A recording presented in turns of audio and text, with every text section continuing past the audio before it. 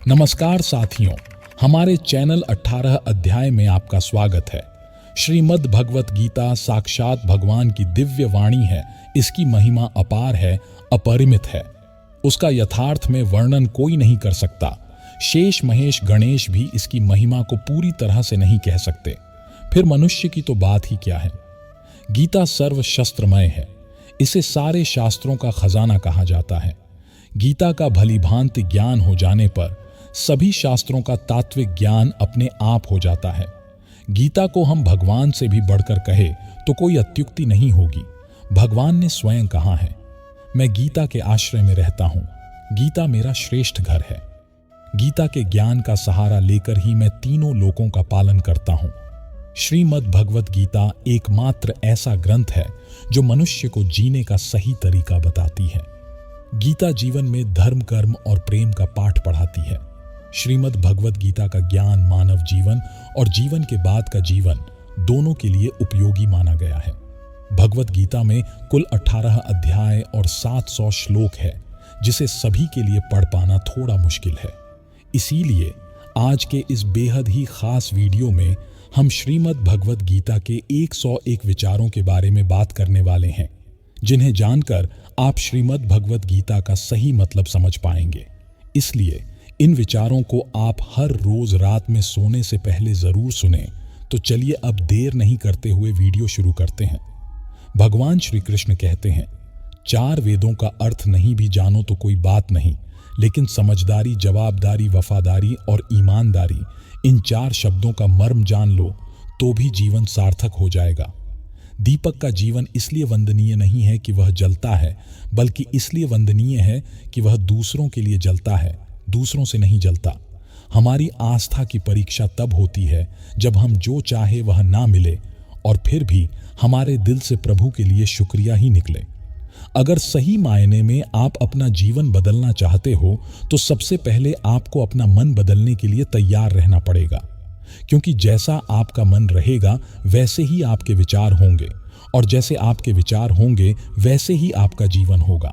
नीच विचार रखोगे तो नीच बन जाओगे, अच्छे विचार रखोगे तो ऊंचाई पर जाओगे। विश्वास किसी पर इतना करो कि वह तुम्हारे साथ छल करते समय खुद को दोषी समझे, और प्रेम किसी से इतना करो कि उसके मन में सदैव तुम्हें खोने का डर बना रहे। भगवान श्री कृष्ण कहते हैं, व्यक्ति को सदैव बुराई से बचकर रहना चाहिए। अगर कोई बुरा कर्म करता है तो वह कर्म उसको अपने जीवन में भोगना ही पड़ता है। किसी जीव को कष्ट देकर आप मुझे खुश नहीं देख सकते हो। श्री कृष्ण जगत के स्वामी हैं। वह कण कण में निवास करते हैं। छोटे से छोटे जीव के हृदय में ईश्वर का वास होता है। उस जीव को कष्ट का अनुभव होना ईश्वर को कष्ट का अनुभव कराता है। इसीलिए किसी भी जीव को कष्ट देना ईश्वर को कष्ट देने के समान है। मृत्यु एक अटल सत्य है जिसे कभी बदला नहीं जा सकता है। इस संसार का जब से निर्माण हुआ है तब से जन्म मृत्यु का चक्र चलता आ रहा है।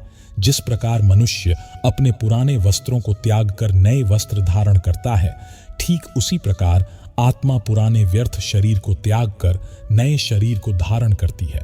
यह प्रकृति का नियम है। इस सत्य को स्वीकार करके भय मुक्त होकर आज में जीना चाहिए। ज्ञानी व्यक्ति ना तो मरने वाले का शोक करते हैं और ना ही उनका शोक करते हैं जो अभी जिंदा है, क्योंकि वह जानते हैं जो मर गया वह फिर से जन्म लेगा, और जो जिंदा है वह एक दिन जरूर मारेगा। केवल ज्ञान ही एक ऐसा अक्षय तत्व है जो कहीं भी, किसी भी अवस्था में और किसी भी काल में मनुष्य का साथ नहीं छोड़ता। धरती पर जिस प्रकार मौसम में बदलाव आता है, ठीक उसी प्रकार जीवन में भी सुख दुख आता जाता रहता है। सफलता केवल 3 शस्त्रों से प्राप्त होती है, धर्म, धैर्य और साहस। कोई भी मनुष्य जन्म से नहीं बल्कि अपने कर्मों से महान बनता है। कुछ पाना है तो खुद पर भरोसा कीजिए, क्योंकि सहारे कितने भी सच्चे और अच्छे हो, साथ छोड़ ही जाते हैं। मित्र गरीब है या अमीर मायने नहीं रखता, बल्कि वह आपके बुरे समय में आपका साथ कितना देता है यह मायने रखता है। धर्म चाहे जो भी हो, अच्छे इंसान बनो। हिसाब तुम्हारे कर्म का होगा, धर्म का नहीं। खुशी के लिए काम करोगे तो खुशी नहीं मिलेगी, लेकिन खुश होकर काम करोगे तो सफलता जरूर मिलेगी। जब आप दूसरों के लिए अच्छा चाहते हैं तो वही अच्छी चीजें आपके जीवन में वापस आती है। यही प्रकृति का नियम है। आपका मूल्य इससे तय नहीं होता कि आप क्या हैं, यह इससे तय होता है कि आप खुद को क्या बनाने की क्षमता रखते हैं। हंसता हुआ मन और हंसता हुआ चेहरा, यही सच्ची संपत्ति है। मनुष्य हमेशा अपने भाग्य को कोसता है, यह जानते हुए भी कि भाग्य से भी ऊंचा उसका कर्म है जो उसके स्वयं के हाथों में है। कमियां भले ही हजारों हो तुम में, लेकिन खुद पर विश्वास रखो कि तुम सबसे बेहतर करने का हुनर रखते हो।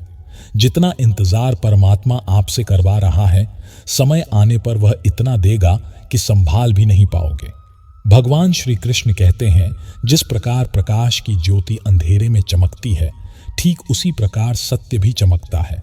इसीलिए मनुष्य को हमेशा सत्य की राह पर चलना चाहिए। क्रोध मनुष्य को नरक की ओर ले जाने वाला द्वार है। क्रोध करने से व्यक्ति का मन अशांत हो जाता है। वह आवेश में आकर कई बार अपना ही नुकसान कर बैठता है। भगवान श्री कृष्ण कहते हैं, मनुष्य को क्रोध करने से बचना चाहिए। कितना भी गुस्सा आए, स्वयं को शांत रखने का प्रयास करें।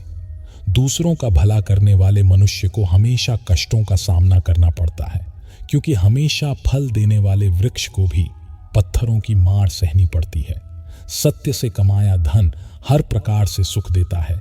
छल कपट से कमाया धन दुख ही दुख देता है। चुप रहने से बड़ा कोई जवाब नहीं, और माफ कर देने से बड़ी कोई सजा नहीं होती। जब मेहनत करने के बाद भी सपने पूरे नहीं होते तो रास्ता बदलिए, सिद्धांत नहीं, क्योंकि पेड़ भी हमेशा पत्ते बदलता है, जड़ नहीं। आपका कठिन समय ही आपको मजबूत बना देता है। एक समझदार व्यक्ति वही है जो दूसरों को देखकर उनकी विशेषताओं से सीखता है, उनसे तुलना और ईर्ष्या नहीं करता। संबंध बड़ी बड़ी बातें करने से नहीं, छोटे छोटे भाव को समझने से गहरे होते हैं। यदि सब कुछ खोकर भी आप में कुछ करने की हिम्मत बाकी है तो समझ लीजिए आपने कुछ खोया ही नहीं। कर्म ही सबसे बड़ा बधर्म है। भगवान श्री कृष्ण गीता में अर्जुन को उपदेश देते हुए कहते हैं, व्यक्ति कर्म करने के लिए ही पैदा हुआ है और बिना कर्म किए कोई रह नहीं सकता। मनुष्य को परिणाम की चिंता किए बिना अपने कर्तव्यों का पालन करना चाहिए। कृष्ण अपने भक्तों को कर्म का मार्ग दिखाते हुए कहते हैं, अपने कर्म समाज के प्रति और मानव कल्याण के प्रति केंद्रित करते हुए करो। बाकी फल की चिंता मत करो। उन सभी कर्म को मुझे समर्पित करो। इस मार्ग को अपनाकर तुम मुझे प्राप्त कर सकते हो, मेरे प्रेम का भागीदार बन सकते हो। इस संसार में आज जो तुम्हारे पास है, कल वह किसी और का था, परसों वह किसी और का होगा। तुम यहाँ खाली हाथ आए थे और खाली हाथ जाओगे। कोई आपका साथ ना दे तो निराश मत होना, क्योंकि परमात्मा से बड़ा हमसफर कोई नहीं होता। खुशी आज़ादी पर निर्भर होती है, और आज़ादी इस बात पर निर्भर होती है कि आप कितने साहसी हैं। विश्वास के बगैर इस दुनिया में कोई भी रिश्ता ज़्यादा देर तक कायम नहीं रह सकता।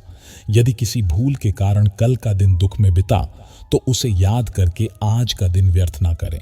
जो लक्ष्य में खो गया, समझो वही सफल हो गया। आप जो कर रहे हैं उससे अगर आप प्यार करते हैं तो आप जरूर सफल होंगे।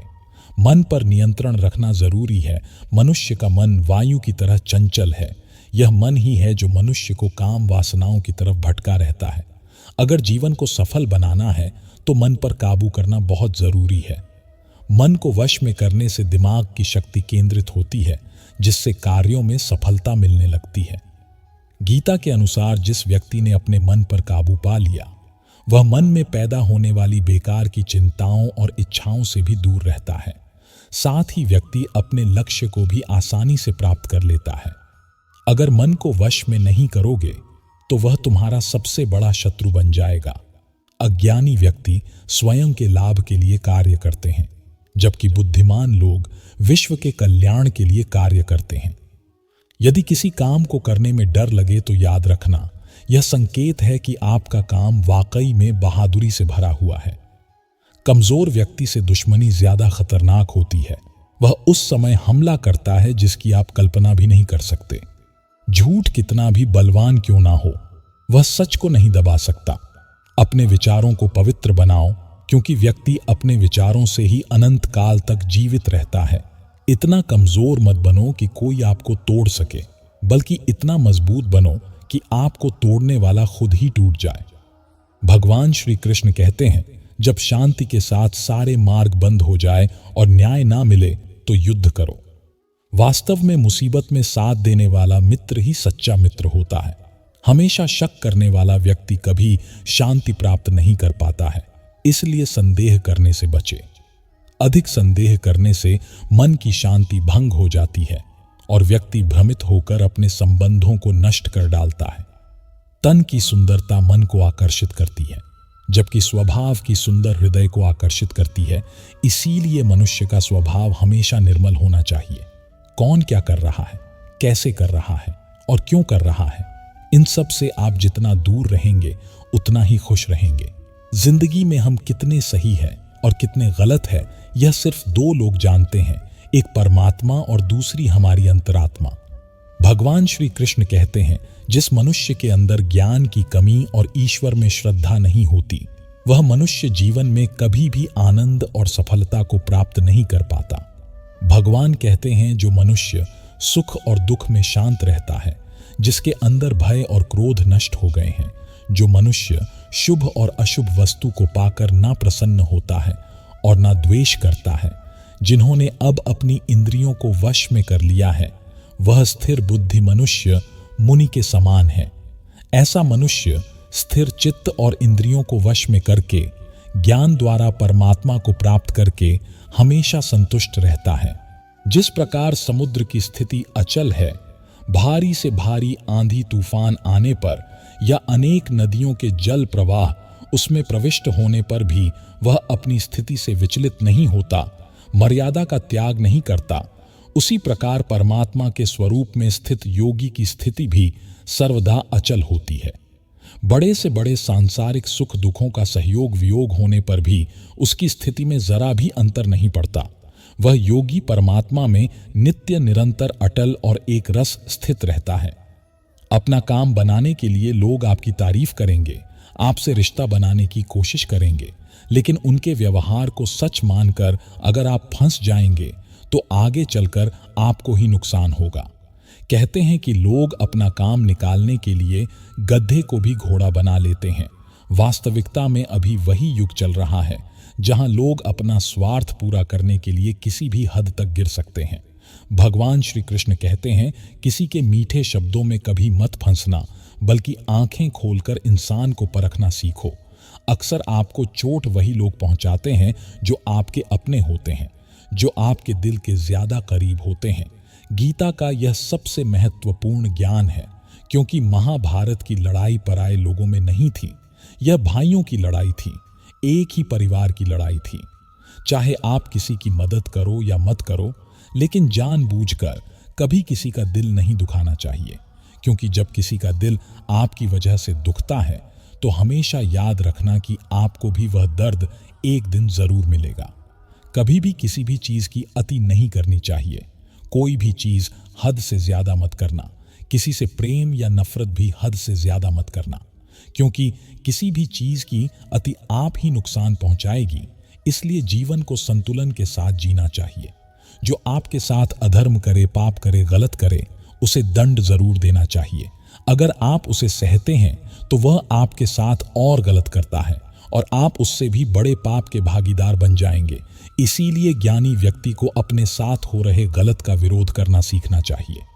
जीवन में कभी वह मत करो जो लोग कहते हैं, हमेशा वही करो जो तुम्हारे लिए सही है।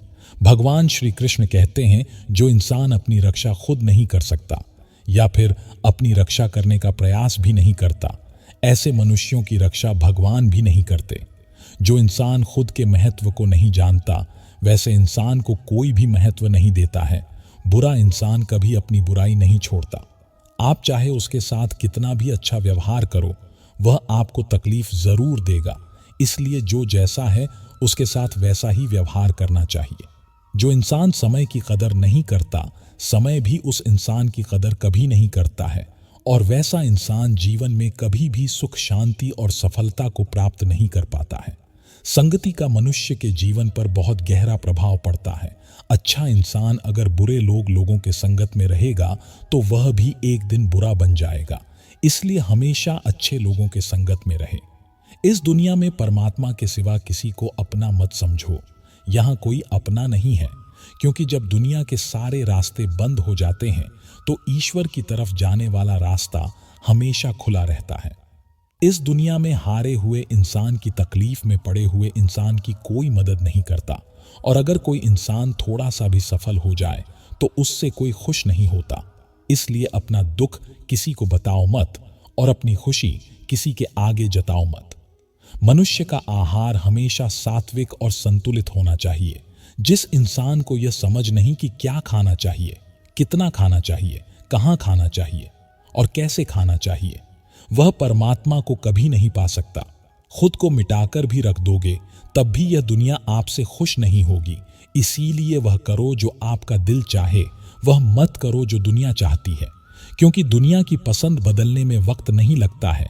दुख आना भी जरूरी है, तभी इनसे जिंदगी पूरी होती है। खाली खुशी इंसान को मजबूत नहीं बनाती है। कृष्ण कहते हैं, मन की शांति से बढ़कर इस संसार में कोई भी संपत्ति नहीं है। जिस व्यक्ति ने अपने मन को शांत रख सीख लिया है, उससे अधिक धनवान इस संसार में कोई नहीं है। लगातार हो रही असफलताओं से कभी निराश मत होना, क्योंकि कभी कभी गुच्छे की आखिरी चाबी भी ताला खोल देती है। रिश्ते चाहे कितने ही बुरे हो, उन्हें तोड़ना मत, क्योंकि पानी चाहे कितना भी गंदा हो, अगर प्यास नहीं बुझा सकता, वह आग तो बुझा ही सकता है। ईश्वर से कुछ मांगने पर ना मिले तो उससे नाराज ना होना, क्योंकि ईश्वर वह नहीं देता जो आपको अच्छा लगता है, बल्कि वह वही चीज देता है जो आपके लिए अच्छा होता है। जिंदगी में एक ऐसे इंसान का होना बहुत जरूरी है जिसको दिल का हाल बताने के लिए लफ्जों की जो जरूरत नहीं पड़ती। दुख आते तो एक बार है, मगर पल भर में ही जिंदगी जीना सिखा जाते हैं। हम लोगों को खुश करने के चक्कर में अपना सब कुछ गवा देते हैं। बाद में यही लोग कुछ नहीं किया कहकर सब कामों को भुला देते हैं। जीवन में सुख शांति चाहते हो तो अपनी समस्याओं और आलोचनाओं को खुद पर हावी मत होने दो। जो लोग गिरने से डरते हैं वह कभी ऊंची उड़ान नहीं भर सकते। इंसान दूसरों की अच्छाइयों पर खामोश रहते हैं, लेकिन चर्चा जब बुराइयों की हो तो गूंगे भी बोल पड़ते हैं। कृष्ण कहते हैं, जितना वक्त तुम दूसरों पर बर्बाद करते हो, अगर उतना वक्त खुद पर लगा दो तो जीवन में तुम्हें किसी के सामने झुकना नहीं पड़ेगा। लोगों को परखने की आदत डालो। जैसे हर चमकती चीज सोना नहीं होता, वैसे ही हर अच्छा दिखने वाला इंसान सच्चा नहीं होता। जब तक हम किसी काम की शुरुआत नहीं करते, तब तक वह काम हमें असंभव ही दिखाई देता है। जिसने अकेले चलना सीख लिया, समझो वह व्यक्ति सफलता के दरवाजे पर अपना पहला कदम रख चुका है। खुश रहने का बस एक ही मंत्र है, उम्मीद बस खुद से रखो, किसी और इंसान से नहीं। मोह विनाश का कारण होता है। मनुष्य के दुखों का मूल कारण उसका मोह ही है। वह जितना अधिक मोह करेगा, उतना ही अधिक कष्ट भी भोगोगे। पछतावा अतीत नहीं बदल सकता और चिंता भविष्य नहीं संवार सकती। इसलिए वर्तमान का आनंद लेना ही जीवन का सच्चा सुख है। श्री कृष्ण कहते हैं, जो तुम्हारा साथ देता है तुम उसका साथ दो, जो तुम्हें धोखा देता है तुम उसे त्याग दो। जिस जगह आपका सम्मान नहीं हो वहां पर कभी जाना नहीं चाहिए, वरना लोग आपको कमजोर और बेवकूफ समझेंगे। जहां बारिश ना हो वहां फसल खराब हो जाती है, और जहां संस्कार ना हो वहां नस्ल भी खराब हो जाती है। जो लोग यह कहते हैं मेरे पास वक्त नहीं है, असल में उनके खास रिश्तों की गिनती में आपका नाम ही नहीं है। बात इतनी मधुर रखो कि कभी वापस भी लेनी पड़े तो आपको कड़वी ना लगे। खुद में थोड़ा स्वाभिमान होना जरूरी है, वरना लोग आपको वहां भी दबाने की कोशिश करेंगे जहां आपका अधिकार है। श्रेष्ठ पुरुष जैसा आचरण करता है, अन्य पुरुष भी वैसा ही आचरण करते हैं। वह जो कुछ प्रमाण देता है, समस्त मनुष्य समुदाय उसी के पद चिन्हों पर अपने रास्ते चुनता है। इसलिए सज्जन व्यक्तियों को सदैव अच्छा व्यवहार करना चाहिए। जो मनुष्य ईश्वर में श्रद्धा नहीं रखते, वह अज्ञानी मनुष्य जीवन में कभी भी सुख शांति और सफलता को प्राप्त नहीं कर पाते। ऐसे मनुष्य की बुद्धि विपरीत हो जाती है। वे लौकिक और पारलौकिक सब प्रकार के सुख साधनों को विपरीत ही समझने लगते हैं। इसी कारण वे विपरीत आचरण में प्रविष्ट हो जाते हैं। इसके फल स्वरूप उनका इस लोक में और परलोक में पतन हो जाता है। वे अपनी वर्तमान स्थिति से भी भ्रष्ट हो जाते हैं और मरने के बाद उनको अपने कर्मों का फल भोगने के लिए सुकर कुकर आदि नीच योनियों में जन्म लेना पड़ता है या घोर नरक में पड़कर भयानक यातनाएं भोगनी पड़ती हैं। भगवान श्री कृष्ण कहते हैं, जो मनुष्य अपने कर्तव्यों का पालन करते हुए विपरीत परिस्थितियों में भी अपने धर्म के मार्ग पर अडिग रहता है और उसके कारण अगर उसकी मृत्यु भी हो जाती है तो वह मृत्यु भी उसके लिए परम कल्याण का कारक बन जाता है और उस मनुष्य को स्वर्ग की प्राप्ति होती है। जब तक तुम अपने आप से नहीं हार जाओ तब तक दुनिया की कोई ताकत तुम्हें हरा नहीं सकती है। कमजोर तुम नहीं, तुम्हारा वक्त है और वक्त सबका बदलता है। तुम बस अपना कर्म करते जाओ। जिसने कभी संकट नहीं देखा उसे अपनी ताकत का कभी एहसास नहीं होगा। जो दूसरों की तकलीफ को अपना समझते हैं, जिनमें दया है, जो दिल से अच्छे हैं, उन्हें दोबारा जन्म नहीं लेना पड़ता है। किसी को कुछ देकर घमंड मत करना, क्या पता तू दे रहा है या पिछले जन्म का कर्ज चुका रहा है। घमंडी मनुष्य का वंश, वैभव और प्रतिष्ठा तीनों ही चले जाते हैं। विश्वास ना हो तो रावण, कौरव और कंस को ही देख लो। किसी पर विश्वास करना हो तो उनकी बातों पर नहीं, उनकी हरकतों पर ध्यान दो। गुस्से के वक्त थोड़ा रुक जाने से और गलती के वक्त थोड़ा झुक जाने से जिंदगी और भी आसान हो जाती है। भगवान श्री कृष्ण कहते हैं, जो मनुष्य मुझे जान लेता है वह जन्म मरण के बंधनों से मुक्त हो जाता है। जो मनुष्य भगवत गीता को पढ़कर उस पर अमल करता है उसके सारे दुष्कर्म का प्रभाव समाप्त हो जाता है। जो भाग्य में है वह भाग कर आएगा और जो भाग्य में नहीं है वह आकर भी भाग जाएगा। भगवान श्री कृष्ण अर्जुन को समझाते हुए कहते हैं कि हे अर्जुन, मेरे और तुम्हारे बहुत से जन्म हो चुके हैं, उन सबको तू नहीं जानता, किंतु मैं जानता हूं। मैं अजन्मा और अविनाशी हूं। मैं समस्त प्राणियों का ईश्वर होते हुए भी अपनी प्रकृति को अधीन करके अपनी योग्य माया से प्रकट होता रहता हूं। जब जब इस धरती पर धर्म की हानि और अधर्म की वृद्धि होती है तब तब अधर्म का विनाश और धर्म की पुनर्स्थापना हेतु मैं अपने एक नए रूप को रचता हूं और लोगों के सम्मुख प्रकट होता रहता हूं। मनुष्य मेरी जिस भी रूप की पूजा करते हैं मैं भी उनको उनकी भावना के अनुसार उसी रूप में दर्शन देता हूं। मनुष्य जिस जिस भाव से मेरी उपासना करते हैं मैं उनके उस भाव का ही अनुसरण करता हूं। जो मेरा चिंतन करता है उसका मैं चिंतन करता हूं। जो मेरे लिए व्याकुल होता है उसके लिए मैं भी व्याकुल हो जाता हूं। जो मुझे अपना सर्वस्व अर्पण कर देता है मैं भी उसे अपना सर्वस्व अर्पण कर देता हूं। इस मनुष्य लोक में सांसारिक भोग के लिए लोग इंद्र आदि देवताओं की उपासना करते हैं, क्योंकि देवताओं का पूजन करने वालों को उनकी उपासना का फल तुरंत मिल जाता है। लेकिन मैं ऐसा नहीं करता हूं। मेरे भक्त यदि सच्चे भाव से भी मेरा भजन करते हैं तो भी मैं उनकी उसी कामना को पूर्ण करता हूं, जिसकी पूर्ति से उनका विषयों से वैराग्य होकर मुझ में प्रेम और विश्वास बढ़ता है।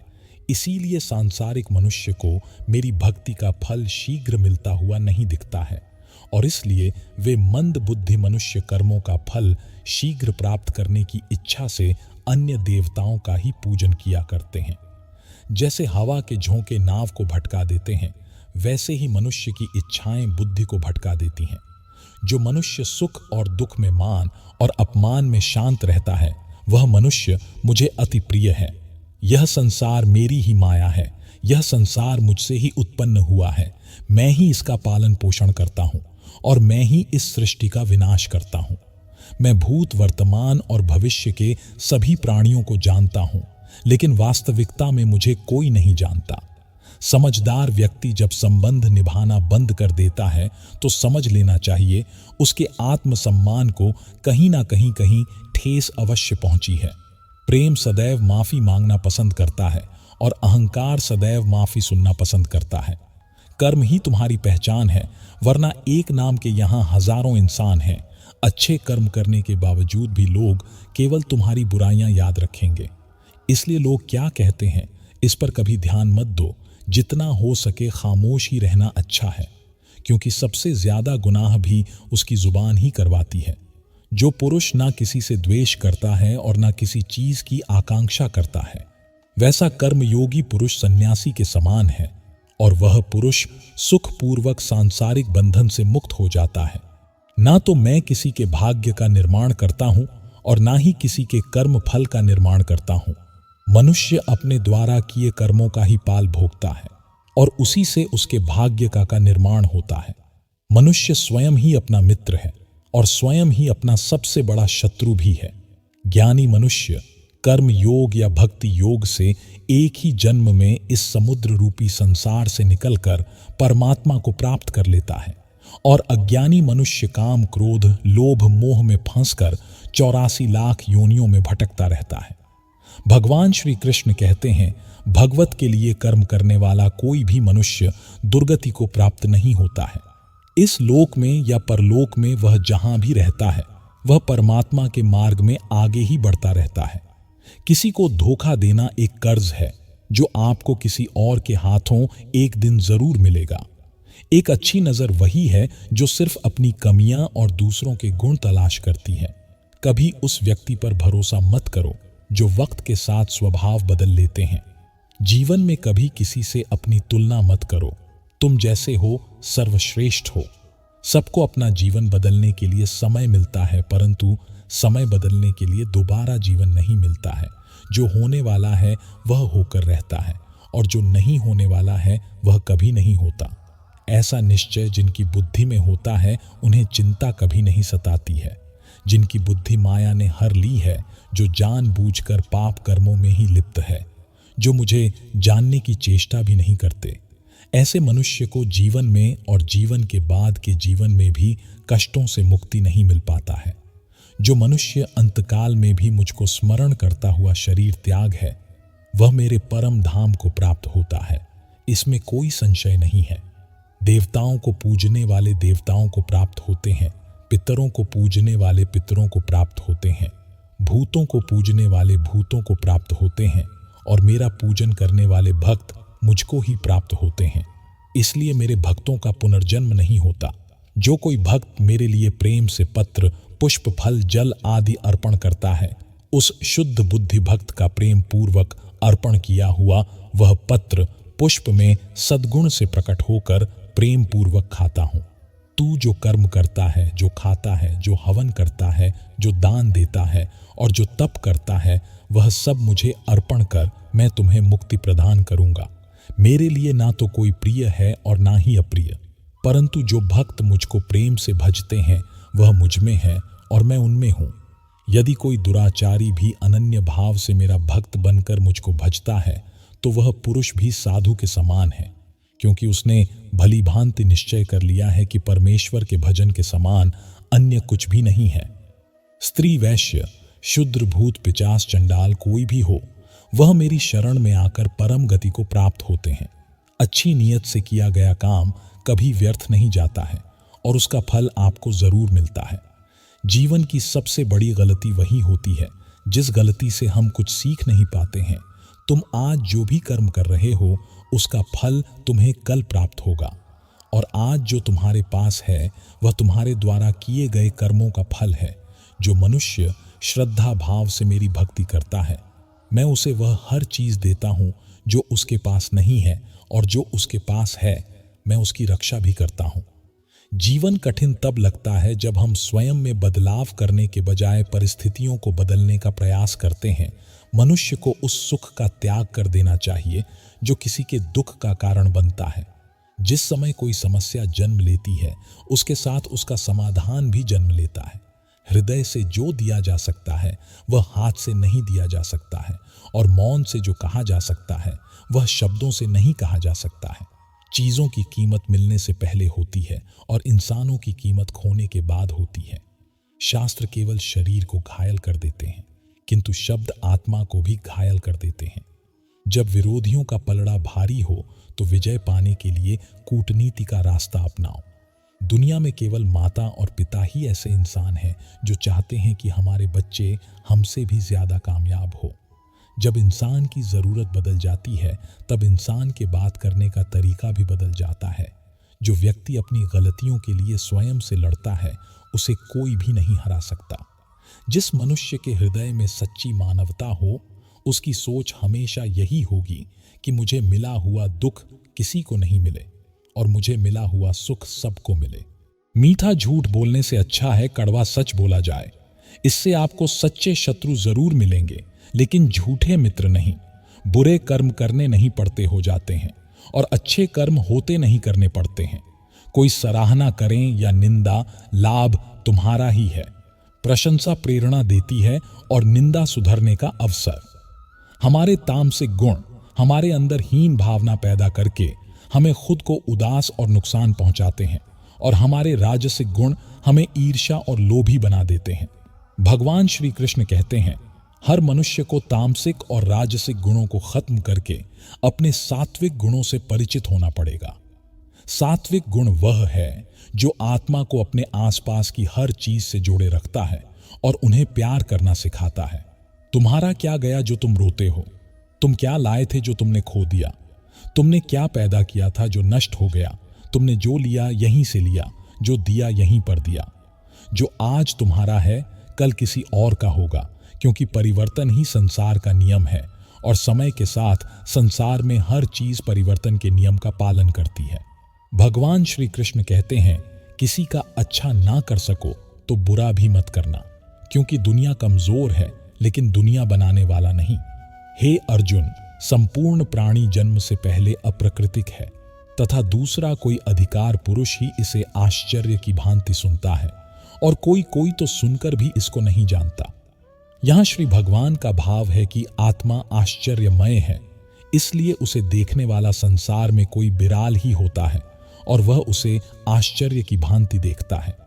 जो महापुरुष परमात्मा को जानने वाले हैं, जो संपूर्ण वेदों और शास्त्रों के झांता है, वे ही आत्मा का वर्णन कर सकते हैं और उनका वर्णन करना भी आत्मा की भांति होता है।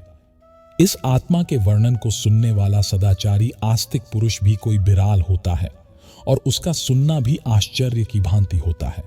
हे अर्जुन, यह आत्मा सबके शरीरों में सादा ही अवध है, इसका कभी नाश नहीं हो सकता। इस कारण संपूर्ण प्राणियों के लिए तू शोक करने के योग्य नहीं है, अर्थात तुझे भय नहीं करना चाहिए, क्योंकि क्षत्रिय के लिए धर्मयुक्त योद्धा से बढ़कर दूसरा कोई कल्याणकारी कर्तव्य नहीं है। हे पार्थ, अपने आप प्राप्त हुए और खुले हुए स्वर्ग के द्वार रूपी इस प्रकार के युद्ध को भाग्यवान क्षत्रिय लोग ही पाते हैं। किंतु यदि तू इस धर्मयुक्त युद्ध को नहीं करेगा तो स्वधर्म और कीर्ति को खोकर पाप को प्राप्त होगा तथा सब लोग अनंत काल तक तेरी अपकीर्ति की चर्चा करेंगे। और माननीय पुरुष के लिए अपकीर्ति मरण से भी बढ़कर है, और जिनकी दृष्टि में तू पहले बहुत सम्मानित होकर अब लघुता को प्राप्त होगा, वे महारथ लोग तुझे भय के कारण युद्ध से हटा हुआ मानेंगे। तेरे वैरी लोग अर्थात तुम्हारे शत्रुगण तेरे सामर्थ्य की निंदा करते हुए तुझे बहुत से ना कहने योग्य वचन भी कहेंगे। उससे अधिक दुख और क्या होगा? या तो तू युद्ध में मारा जाएगा और स्वर्ग को प्राप्त होगा, अथवा संग्राम में जीतकर पृथ्वी का राज्य भोगे। इस कारण हे अर्जुन, तू युद्ध के लिए निश्चित करके खड़ा हो जा। जय पराजय, लाभ हानि और सुख दुखों को समान समझकर युद्ध के लिए तैयार हो जा। इस प्रकार युद्ध करने से तू पाप को नहीं प्राप्त होगा। हे पार्थ, यह बुद्ध भी तेरे लिए ज्ञान योग के विषय में कही गई और अब तू इसको कर्म योग के विषय में सुन। इस बुद्धि को जानकर तू कर्मों के बंधन को भली भांति त्याग देगा, अर्थात सर्वथा नष्ट कर डालेगा। इस कर्म योग में आरंभ का अर्थात बीज का नाश नहीं है और उल्टा फल स्वरूप दोष भी नहीं है, बल्कि इस कर्म योग रूप धर्म का थोड़ा सा भी साधन जन्म मृत्यु रूप महान भय से रक्षा कर लेता है। यहाँ श्री भगवान के कहने का भाव है कि कर्म योग का कभी नाश नहीं होता। इसके संस्कार साधक के अंतकरण में स्थित हो जाते हैं और वे साधक को दूसरे जन्म में पुनः साधन में लगा देते हैं। निष्काम भाव से किए गए कर्मों का विपरीत परिणाम भी नहीं होता है और ऐसा साधक भगवान को प्राप्त हो जाता है। हे अर्जुन, इस कर्म योग में निश्चय का बुद्धि भी एक ही होती है, किंतु अस्थिर विचार वाले विवेकहीन काम मनुष्यों की बुद्धि निश्चय ही बहुत भेदों वाली और अनंत होती है। जब फैसला लेना हो तो बुद्धि एक ही होती है, लेकिन जहां सोच की फैसले की निर्णय की कमी हो वहां कई बुद्धियां काम करती हैं। यहां जाने कई दिशाओं में आपका ध्यान, आपकी बुद्धि जाती है, लेकिन अगर आप निर्णय करने की सोच ले तो उसके बाद उस काम को करने का ही प्रण होता है। हे अर्जुन, जो भोगों में तन्मय हो रहे हैं, जो कर्म फल के प्रशंसक वेद वाक्यों में ही प्रीति रखते हैं, जिनकी बुद्धि में स्वर्ग ही परम प्राप्य वस्तु है, वह स्वर्ग से बढ़कर दूसरी कोई वस्तु ही नहीं है। यानी ऐसे लोग जो कर्म के बदले में होने वाले सिर्फ फल या लाभ की बात करते हैं, तो वह कर्म नहीं स्वार्थ बन जाता है, उसे कर्म नहीं कह सकते। हे अर्जुन, जो अज्ञानी लोग सिर्फ दिखाओ, शोभा युक्त वाणी को कहते हैं, वह ढोंगी होते हैं। वह कहते बहुत कुछ है लेकिन करते बहुत कम है। ऐसे लोगों से बचकर रहना चाहिए। जो कर्म की बातें भोग और ऐश्वर्य के लिए करते हैं, जिनका ध्येय सिर्फ भोग और ऐश्वर्य है, उन पुरुषों की परमात्मा में निश्चय आत्म का बोध भी नहीं होती। हे अर्जुन, वेदों के कर्मकांड हमारी प्रकृति के 3 गुणों से जुड़े हैं। इसलिए तू उन भोगों एवं उनके साधनों में आसक्तिहीन, द्वंद्व से रहित नित्य वस्तु परमात्मा में स्थित योग और क्षेम को ना चाहने वाला और स्वाधीन अंतकरण वाला हो। यहां श्री भगवान कहते हैं, वेद भी 3 गुणों में समाप्त हो जाते हैं, उससे आगे वे भी नहीं जानते। भगवान का कहना है कि कर्म करो, लेकिन उससे अशक्ति मत रखो। बेहद बड़े जलाशय के प्राप्त हो जाने पर छोटे जलाशय में मनुष्य का जितना प्रयोजन रह जाता है, उसी तरह से जिसने ब्रह्म तत्व को समझ लिया, तब उसके लिए वेदों की कोई आवश्यकता नहीं रह जाती है। तेरा कर्म करने में ही अधिकार है, उसके फलों में कभी नहीं। इसलिए तू कर्मों के फल के लिए काम मत कर, लेकिन ऐसा भी ना हो कि तू काम ही मत कर। कर्म करना है लेकिन फल के लिए नहीं। हे धनंजय, तू आसक्ति को त्याग कर तथा सिद्धि और अशिष में सामान बुद्धि वाला होकर योग में स्थित हुआ कर्तव्य कर्मों को कर। फल की इच्छा के लिए कर्म मत कर। तुमको कर्म योगी बनने के लिए संभव में स्थित होकर कर्म करना चाहिए। सकाम कर्मों को बुद्धि योग की अपेक्षा अत्यंत नीचा बतलाकर भगवान ने भाव दिखलाया है कि सकाम कर्मों का फल नाशवान क्षणिक सुख की प्राप्ति है और कर्म योग का फल परमात्मा की प्राप्ति है। इसलिए दोनों में दिन और रात की भांति महान अंतर है। बुद्धि युक्त पुरुष पुण्य और पाप दोनों को इसी लोक में त्याग देता है, अर्थात उनसे मुक्त हो जाता है। इससे तू समत्व रूप योग में लग जा। यह समत्व रूप योगी कर्मों में कुशलता है, अर्थात कर्म बंधन से छूटने का उपाय है। क्योंकि संबद्ध से युक्त ज्ञानी जन कर्मों से उत्पन्न होने वाले फल को त्याग कर जन रूप बंधन से मुक्त होकर निर्विकार परम पद को प्राप्त हो जाते हैं।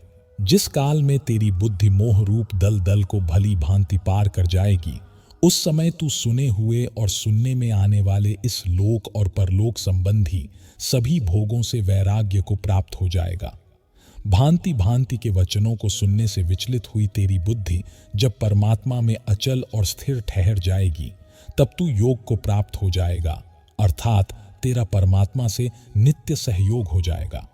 अर्जुन बोले, हे केशव, आदि में स्थित परमात्मा को प्राप्त हुए स्थिर बुद्धि पुरुष का क्या लक्षण है? वह स्थिर बुद्धि पुरुष कैसे बोलता है, कैसे बैठता है और कैसे चलता है? श्री भगवान बोले, हे अर्जुन, जिस काल में यह पुरुष मन में स्थित संपूर्ण कामनाओं को भली भांति त्याग देता है और आत्मा से आत्मा में ही संतुष्ट रहता है, उस काल में वह स्थित प्रज कहा जाता है।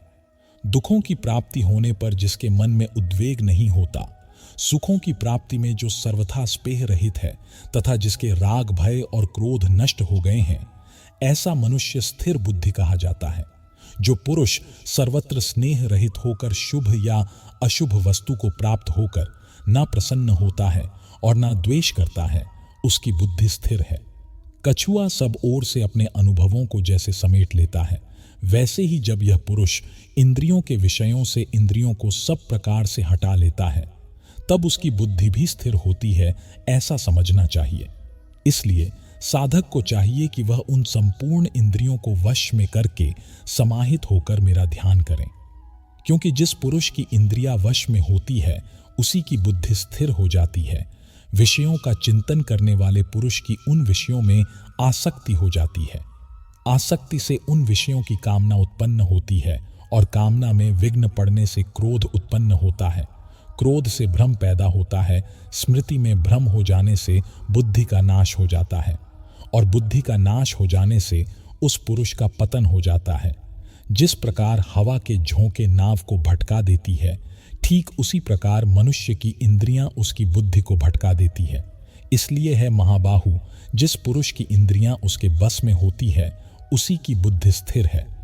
भगवान श्री कृष्ण कहते हैं, जिस प्रकार समुद्र की स्थिति अचल है, भारी से भारी आंधी तूफान आने पर या अनेक नदियों के जल प्रवाह उसमें प्रविष्ट होने पर भी वह अपनी स्थिति से विचलित नहीं होता, मर्यादा का त्याग नहीं करता, उसी प्रकार परमात्मा के स्वरूप में स्थित योगी की स्थिति भी सर्वथा अचल होती है।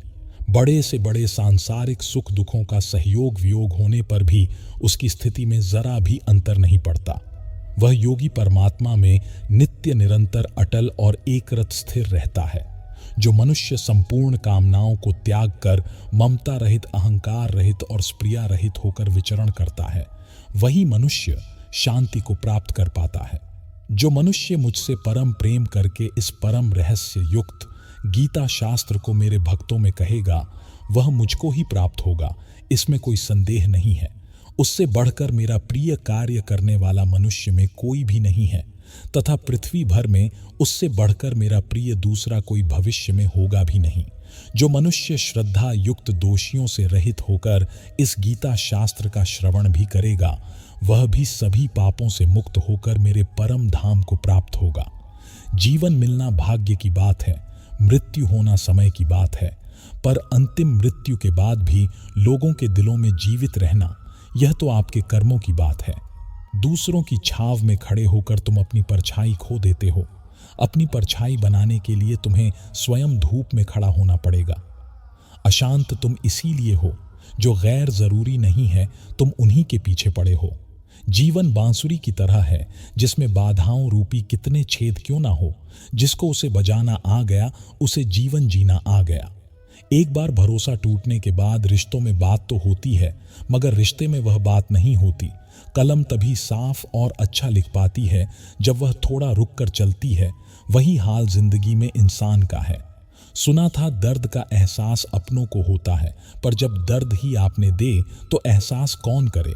तमन्नाएं भी उम्र भर काम नहीं होंगी, समस्याएं भी कभी हल नहीं होंगी, फिर भी हम जी रहे हैं बरसों से इस तमन्ना में कि मुश्किल जो आज है शायद कल नहीं होंगी। शब्द और व्यक्तित्व एक ही होते हैं, बस अर्थ बदल जाते हैं। जो हमसे प्यार करते हैं उनके लिए हम हमेशा सही होते हैं, और जो लोग दिखावा करते हैं उनके लिए हमेशा गलत। आशा करता हूं मित्रों, आपने इस वीडियो से बहुत कुछ सीखा होगा। आपको वीडियो अच्छी लगी हो तो लाइक और शेयर कीजिए, और इसी तरह की प्रेरणादायक वीडियो देखने के लिए चैनल को सब्सक्राइब कर लीजिए और बेल की घंटी को जरूर दबाएं। मित्रों, वीडियो को आखिरी तक देखने के लिए आपका बहुत बहुत धन्यवाद। आपका सदा भला हो। जय श्री राधे कृष्ण।